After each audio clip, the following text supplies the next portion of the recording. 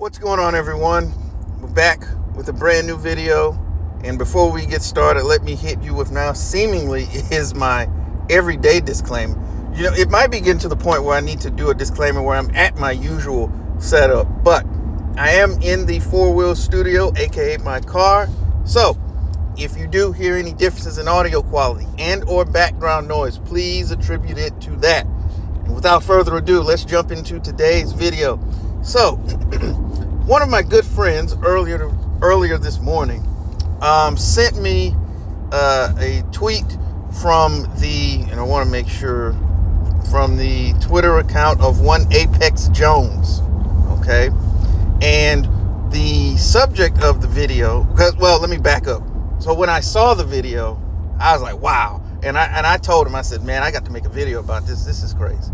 And so what it is, it's PTI co-host Michael Wilbon, who's, longtime ESPN personality, sports writer. I believe was at the Washington Post for many, many years. But like I said, now on, pardon the interruption.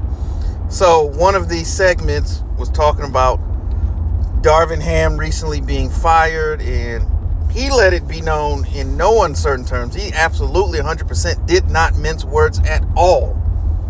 And he let LeBron James and, to a lesser extent, Anthony Davis absolutely have it on what he thought. So, without further ado, I'm going to let you hear what Mr. Wilbon had to say. And there is music behind it, but it's an instrumental of the ether beat. But nonetheless, I'm not skilled enough on how to separate that. But I still feel that the background music is rather apropos, considering what Mr. Wilbon had to say. So, without further ado, here is what Michael Wilbon had to say. You know what? I'm angry. I've known Darvin Ham for a long time. And you're right. He's a great guy. And he's a pretty damn good coach. Because he took a team that had done nothing the year before and missed the playoffs. And last year they got to the conference finals with him. And everybody had praise for him, including LeBron and Anthony Davis. And now all of a sudden I'm talking specifically to the two of them now. They blame him. Their public comments are inadequate. Let me just say this. If you want to be the GOAT, you want to tell everybody you're the GOAT, you're the greatest player of all time, you want to have it on podcasts, you want to have it, then take accountability like one. Do that. There's a social media thing out there now with Kobe Bryant and Michael Jordan. It shows them after they lost in a series. And it shows the determination. It shows them saying, nope, we weren't good enough. I wasn't good enough. There's been some of that, but there hasn't been nearly enough. If you're the GOAT, you do that. You don't blame this cryptically or backhandedly on Darvin Ham. I don't want to hear from anybody in a Laker uniform that the primary problem was Darvin Ham. Yes, LeBron and Anthony Davis were great in that series, but they weren't good enough against Denver. So take that on.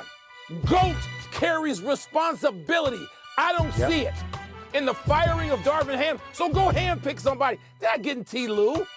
If you're the owner of the Clippers and you got way more money than the Lakers and just as much ego, you ain't letting T. Lue walk across when you got a new stadium and you got stars.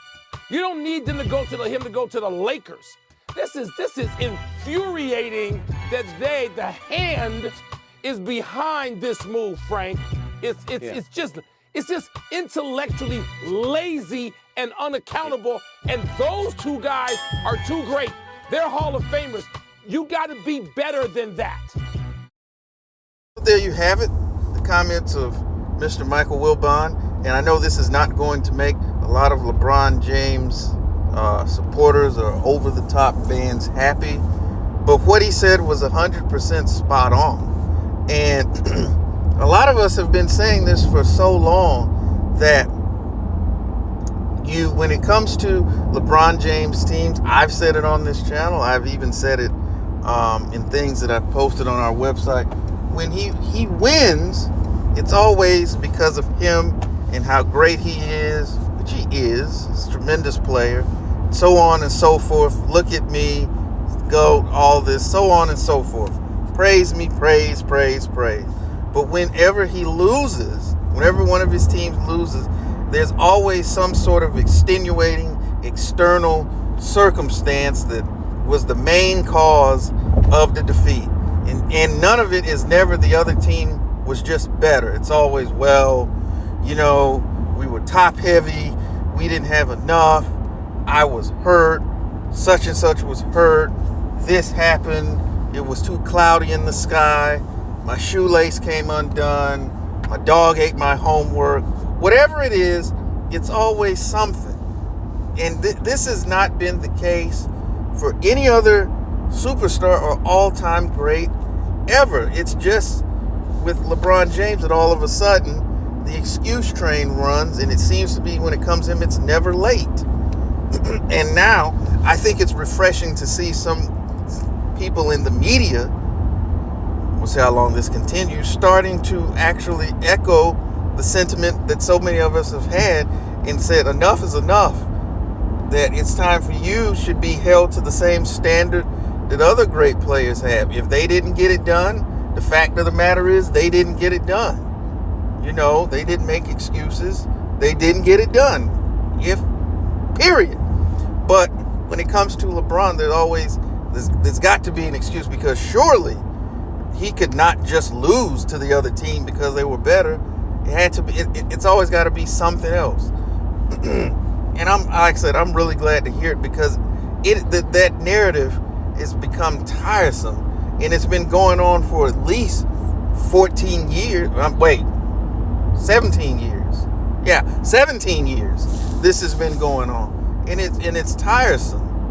And I'm glad to see that it's finally getting more pushback. And what I'm going to really look at as his career winds down, and whenever that point does, that he does decide to step away from the game, will all of the media protections that he has received over the course of his career, will we see those start to go away, as there'll be new players and, you know, things of that nature, to where finally people are going to start coming out more and more and say what they really think. So that's going to be another interesting development as the latter stages of LeBron James's career plays out. But I did want to play this video. I thought it was very telling. I thought it was very accurate. And with that being said, as we wrap up, what do you think of the comments of one Mr. Michael Wilbon? Do you agree with what he had to say? Or I know what some of you are going to say, he just hating, or it's that you're going to work Jordan into it. It's because he like Jordan or whatever. But really think about what he has to say. And before you get into your emotional response, that's for some of the over the top LeBron fans that I know invariably will sneak into the comment section. But what do you think, seriously, about what he had to say? And let's have a conversation about it. So with that being said, I'm going to wrap up this video. And as always, thank you for spending a few moments with us. We'll be back with more videos real soon. See, I told you. I have been very consistent over the past several days making videos. I told you I was really serious this time. But as always, as I end the video, make sure to tell the ones that you love them.